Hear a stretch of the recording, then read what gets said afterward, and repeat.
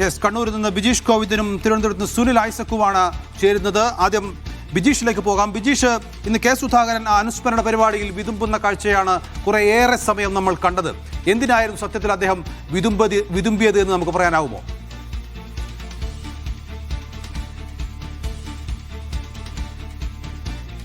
നൗഫലെ, വെള്ളിയാഴ്ച സ്ഥാനാർത്ഥി നിർണയവുമായി ബന്ധപ്പെട്ട് ഹൈക്കമാൻഡുമായി ഉടക്കി കണ്ണൂരിലേക്ക് പുറപ്പെട്ട കെ സുധാകരൻ ഇന്ന് ആദ്യമായിട്ടാണ് ഇത്തരത്തിലുള്ളൊരു പൊതുചടങ്ങിൽ പങ്കെടുക്കുന്നത്. കണ്ണൂരിലെ കോൺഗ്രസ് നേതൃത്വം കെ സുധാകരന്റെ സന്തത സഹചാരിയായിരുന്ന കാപ്പാടൻ രമേശിന് വേണ്ടി നിർമ്മിച്ചു നൽകിയ വീടിന്റെ താക്കോൽദാന ചടങ്ങായിരുന്നു ഈ സുധാകരൻ പങ്കെടുത്ത പരിപാടി.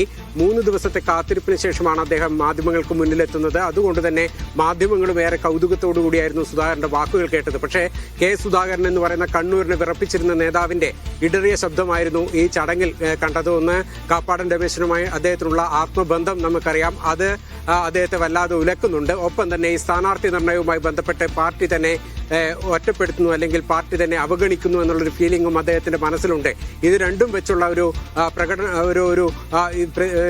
പ്രതികരണമായിരുന്നു സുധാകരന്റെ വാക്കുകൾ നിറഞ്ഞത് എന്ന് വേണം നമുക്ക് മനസ്സിലാക്കാൻ. കാരണം മാർക്സിസ്റ്റുകാരുടെ ആക്രമണത്തെക്കുറിച്ച് അദ്ദേഹം പറഞ്ഞു, തന്റെ ജീവന് ഒരു കാലത്ത് സംരക്ഷണം നൽകിയ വ്യക്തിയാണ് കാപ്പാടൻ രമേശൻ എന്ന് പറഞ്ഞു കഴിഞ്ഞ ശേഷമാണ് അദ്ദേഹത്തിന്റെ വാക്കുകൾ ഇടറിയത്.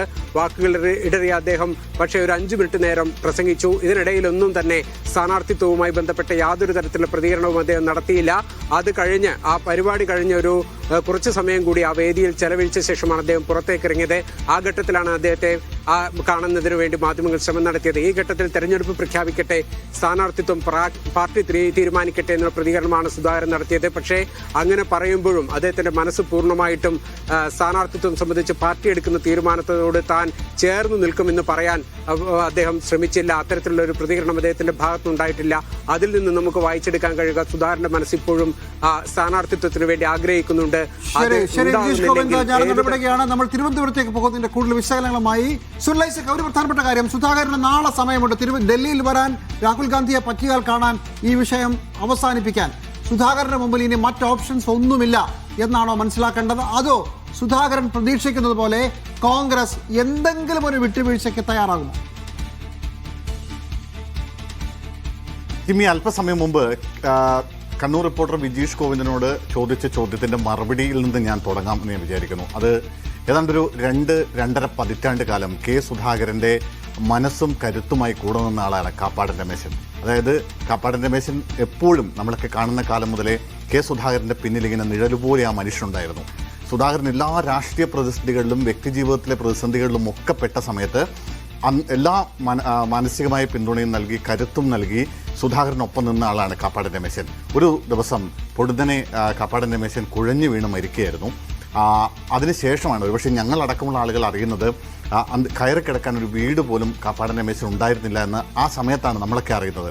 അതിനുശേഷമാണ് രമേശൻ സ്വന്തമായിട്ടൊരു വീടുണ്ടാക്കി കൊടുക്കുക എന്നുള്ള അടക്കമുള്ള കാര്യങ്ങൾ നടത്തി. പിന്നീടാണ് വർഷങ്ങൾ 2-3 വർഷമാണെന്ന് എനിക്ക് തോന്നുന്നു അതിൻ്റെ അനുസ്മരണ ചടങ്ങിൽ ഇരിക്കുന്ന ആ സമയത്ത് സുധാകരൻ വിതുമ്പി പോകുമ്പോൾ ഒരു സ്വാഭാവികമായും വലിയൊരു രാഷ്ട്രീയ പ്രതിസന്ധിയിൽ, വ്യക്തിജീവിതത്തിലെ ഒരു വലിയ പ്രതിസന്ധിയിൽ അദ്ദേഹം നിൽക്കുന്ന ഒരു സമയത്താണ് കാപ്പാടൻ രമേശൻ്റെ ഒരു ഓർമ്മ ദിനം കൂടി വരുന്നത് എന്നത് ഏറ്റവും പ്രധാനപ്പെട്ട ഒരു കാര്യമാണ്. അതുകൊണ്ടാണ് ഒരുപക്ഷെ എത്ര നിയന്ത്രിച്ചിട്ടും സുധാകരൻ ഇങ്ങനെ വിതുമ്പി പോകുന്നൊരു കാഴ്ച നമുക്ക് ആ വേദിയിൽ നിന്ന് കാണാൻ കഴിയുന്നത്. അത് അദ്ദേഹവുമായി അടുത്ത് ബന്ധമുള്ള ആളുകളെ സംബന്ധിച്ച് ഈ ഒരു രാഷ്ട്രീയ ഒരു പ്രതിസന്ധിയുടെ ഒരു സമയവും കാപ്പാടൻ രമേശന് ഇല്ലാത്തൊരവസ്ഥയും അത് സ്വാഭാവികമായും സുധാകരനെ വല്ലാണ്ട് ഉലച്ചിട്ടുണ്ടാകുമെന്നാണ് ഞാൻ കരുതുന്നത്. അതായത് അത്രമേൽ വലിയ പ്രതീക്ഷയിലായിരുന്നു കെ സുധാകരൻ ഉണ്ടായിരുന്നത്. സുധാകരൻ KPCCയുടെ അധ്യക്ഷ സ്ഥാനത്ത് നിന്ന് നീങ്ങുമ്പോൾ, അല്ലെങ്കിൽ ഒരുപക്ഷെ കുറച്ചുകൂടി വ്യക്തമായി പറഞ്ഞാൽ നീക്കുമ്പോൾ, സുധാകരന് ഹൈക്കമാൻഡ് കൃത്യമായി ഒരു വാക്ക് നൽകിയിരുന്നു എന്നുള്ള കാര്യം ഉറപ്പാണ്. അതായത് കണ്ണൂർ നിയമസഭാ മണ്ഡലത്തിൽ അദ്ദേഹത്തെ നിയമസഭാ തെരഞ്ഞെടുപ്പിൽ മത്സരിപ്പിക്കാമെന്ന്.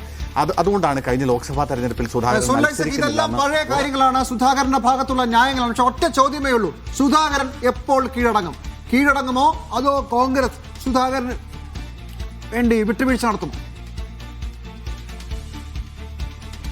ഈ സംസ്ഥാന നേതൃത്വവുമായി എല്ലാ കാലത്തും ഉടക്കിയിട്ടുള്ള പ്രശ്നങ്ങൾ ഉണ്ടായിട്ടുള്ള കെ സുധാകരൻ പക്ഷേ കേന്ദ്ര നേതൃത്വത്തിന് വഴങ്ങിയ മുൻകാല ചരിത്രം ഒരുപാടുണ്ട്. അത് ആവർത്തിക്കാനുള്ള സാധ്യതയാണ് കൂടുതലെന്നുമാണ് ഞാൻ കരുതുന്നത്. കെ സുധാകരനുമായി വ്യക്തിപരമായി സംസാരിച്ചപ്പോഴും അദ്ദേഹത്തിന്റെ വാക്കുകളിൽ നിന്ന് മനസ്സിലാവുന്നത് അദ്ദേഹം ഒരുപക്ഷെ നാളെ ഡൽഹിക്ക് പോയില്ലെങ്കിൽ കൂടിയും അദ്ദേഹത്തെ രാഹുൽ ഗാന്ധി നേരിട്ട് വിളിച്ച് സംസാരിച്ചാൽ പ്രശ്നപരിഹാരം ഉണ്ടാകും എന്നാണ് പ്രതീക്ഷിക്കുന്നത്. കണ്ണൂർ പോലൊരു സ്ഥലത്ത് അദ്ദേഹം ഒറ്റയ്ക്ക് ഒരു സ്വതന്ത്രനായി ഒരു റിബലായി മത്സരിക്കാനുള്ള സാധ്യത വളരെ കാര്യത്തിൽ കുറവാണെന്നാണ് അനിശ്ചിതത്വം തുടരുകയാണ് ജിമ്മി. അതായത് ഡൽഹിയിലേക്ക് പോയാൽ തന്നെ രാഹുൽ ഗാന്ധിയെ കാണുമോ, ഒരു തീരുമാനത്തിലേക്ക് എത്തുമോ എന്ന കാര്യത്തിലൊക്കെ ആശയക്കുഴപ്പം നിലനിൽക്കും. എന്തായാലും സുധാകരൻ അവസാനം വഴങ്ങും എന്നുള്ളതാണ് സുനിൽ ഐസക്കിന്റെയും നമുക്ക് കണ്ണൂരിൽ നിന്നും മനസ്സിലാകും. സുധാകരൻ അവസാനം വഴങ്ങും വേദനയോടുകൂടി.